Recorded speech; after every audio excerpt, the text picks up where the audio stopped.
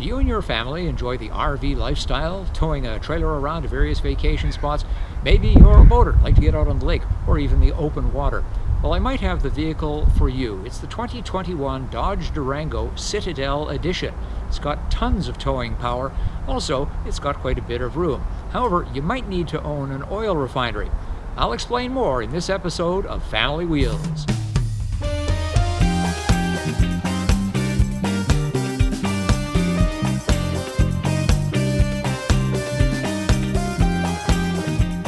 You wouldn't know to look at it, but underneath the handsome exterior of the Dodge Durango is a decade-old body-on-frame design, same as its cousin, the Jeep Grand Cherokee. The latter has 2 rows of seats, although there's a new L version with 3. Durangos have 3 rows. The Durango is 201 inches long, 16 feet 9 inches, 5.1 meters. Huge, yet one step below the largest SUVs, such as the Chevrolet Suburban or Ford Expedition, which are about 2 feet longer. For 2021, the front end of the Durango has been redone to resemble the Challenger muscle car, and it's a look that works.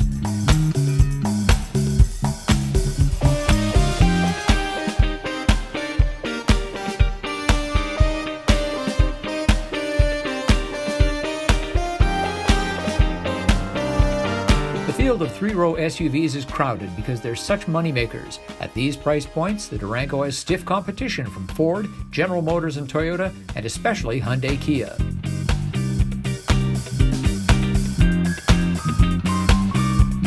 The Citadel is the luxury spec Durango, so there's leather everywhere and handsome seats for all 6 occupants. The front seats have power adjustments, including lumbar support.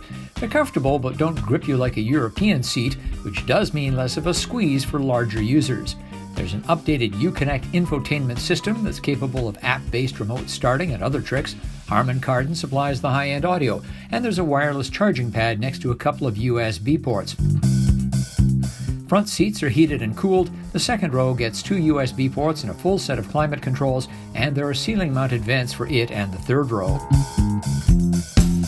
There are a couple of serious shortcomings in the Durango, however, and one could be related to its decade-old chassis design. The parking brake is operated by foot, an anachronism that's been disappearing fast in recent years, replaced by the power-actuated e-brake. If you're used to getting in your car and having the parking brake come off as soon as you select a gear, this old-timey operation is tedious and a continuing source of frustration. It's unacceptable in 2021. A second issue is with the steering wheel layout, specifically 5 buttons on the upper left side. On countless cars, these buttons control audio functions. On the Durango, they handle driver's display, speedometer, odometers, messages, and much more. But these settings are seldom changed once set to the driver's preferences. That real estate could have been put to better use for frequent operations like changing volume and channels. Another design element of this vehicle that really irritates me is the turn signal stalk. It's an everything stalk. There's nothing over here. It's all on the left side. So we've got the windshield washers, you press that in. However, you've also got all the controls for your windshield wipers are here. They should probably be over on the right. And then you have the speed of the intermittency. And then beyond that, there's the rear wiper control. And as is typical on many other vehicles, we have the flasher. It's all over here. And really, Stellantis should be considering putting, like everybody else, a second stalk over here so you can spread out the functions somewhat.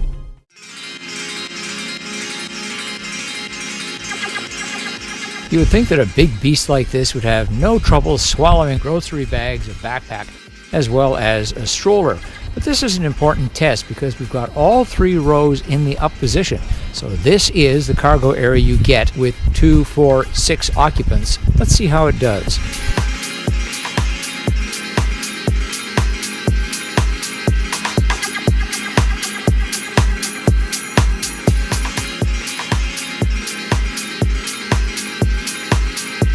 Oh, and there's the unfortunate fact, with all 3 rows of seats in place, you don't have room for the stroller and the 3 bags of groceries and the backpack.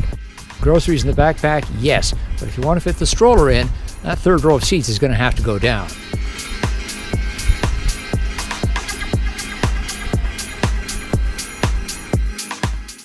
All right, let's see how the child seat goes in. In this case, it's our infant seat going in on the base that's already installed. And keep in mind that the seat in front of it is the driver's seat, and it is set up for me. I'm 5'11", 180 centimeters tall. Unfortunately, there really isn't any room for me in the driver's seat now, and so the infant seat would go in its more typical position on the right rear seat. However, the passenger seat ahead of that is going to have to go forward quite a ways. And as is typical, if you had a forward-facing child seat or a booster-style seat, that's going to provide a lot more room for the passenger in front of the child. The main attraction with the Dodge Durango Citadel Platinum Edition is power and luxury, specifically towing power from the 5.7-liter, 360 horsepower, non-turbo V8 engine that provides 390 pound-feet of torque driving all four wheels. It's got heavy-duty engine cooling, traction control, stability control, trailer sway control, and hill start assist, the latter useful at the boat launch or when wrangling an RV. Towing capacity is a mighty 7,400 pounds.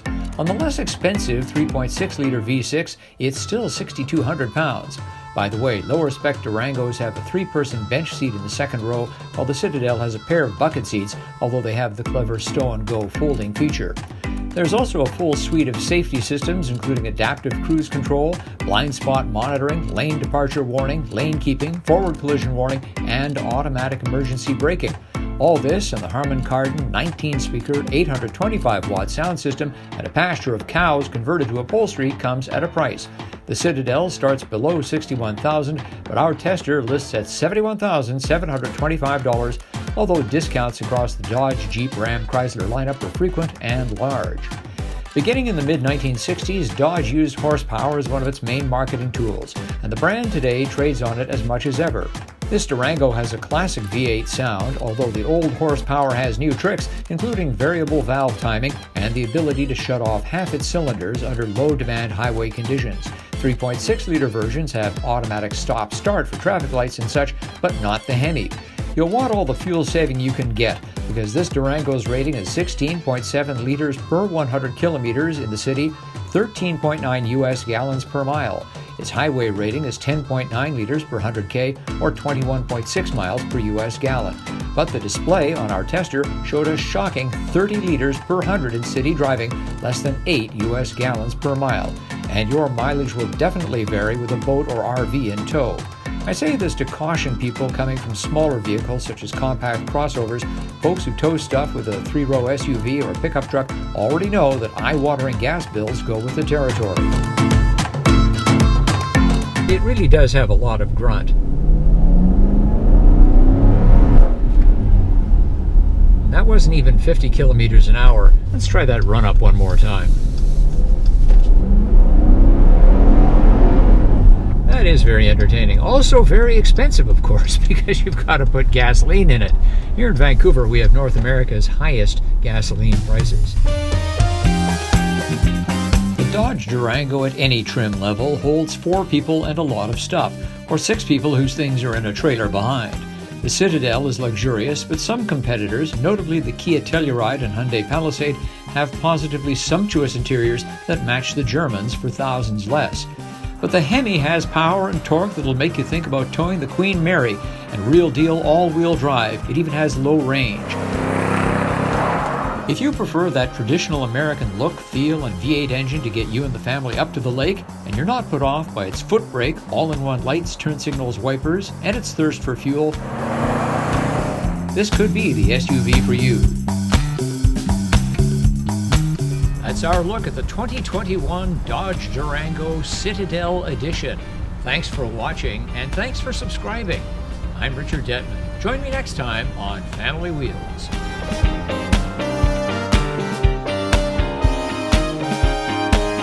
And off the back as we go for a drive, if you're on the market for a used vehicle, be sure to check out our archive on Family Wheels. We've got well over 100 reviews done by Paul Carcutt, Scott Schatz, and Kai Tucker. They're just as valid today as they were several years ago. They're sure to give you facts and opinions that will be useful in your search for a used vehicle.